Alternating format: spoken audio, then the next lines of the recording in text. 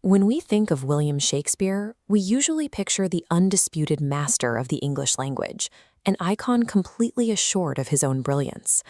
Read through his collection of 154 sonnets, and you'll find a recurring theme: the power of his own pen.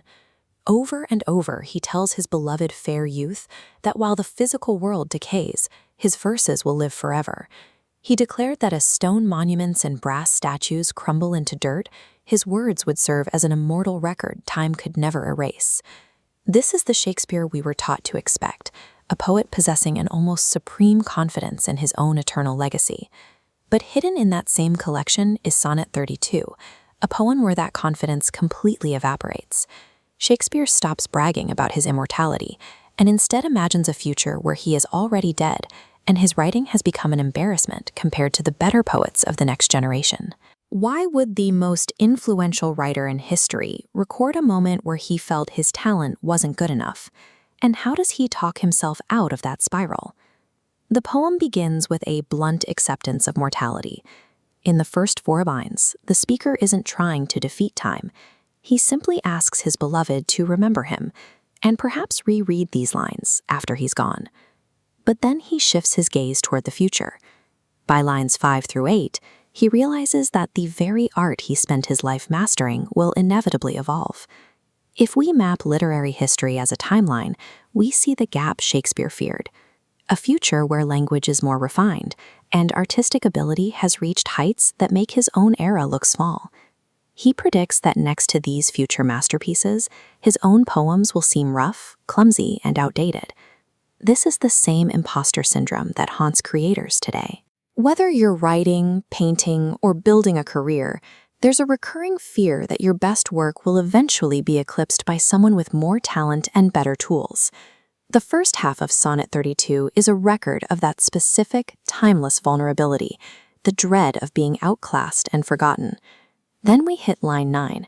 In a sonnet, this is the volta, the structural turn where the poet provides a solution to the problem he just spent 8 lines building. Shakespeare stops worrying about his technical skill and changes the criteria. He tells his beloved, "Do not compare my poetry to the future based on its style." He concedes that while future poets will surely write more beautifully, no one will ever love the subject as honestly as he does. You can see the difference in a simple handwritten letter from a friend. It might have messy grammar and poor handwriting, but it carries an emotional weight that a perfectly polished professional document never could.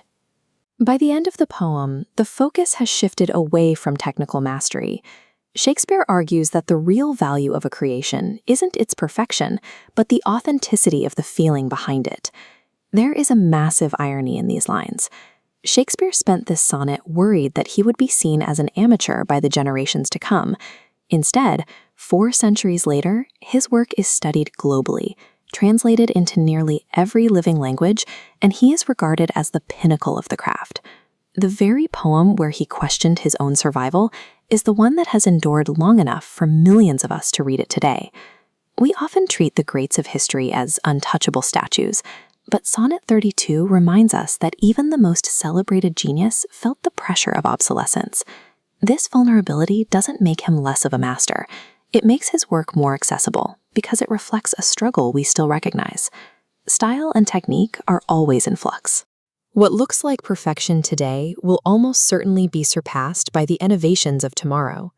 But a sincere message remains meaningful long after the style of its era has gone out of fashion. Centuries after the ink dried on this page, the choice Shakespeare made still stands. Would you rather be remembered for the flawless precision of your work, or for the honesty with which you cared for others?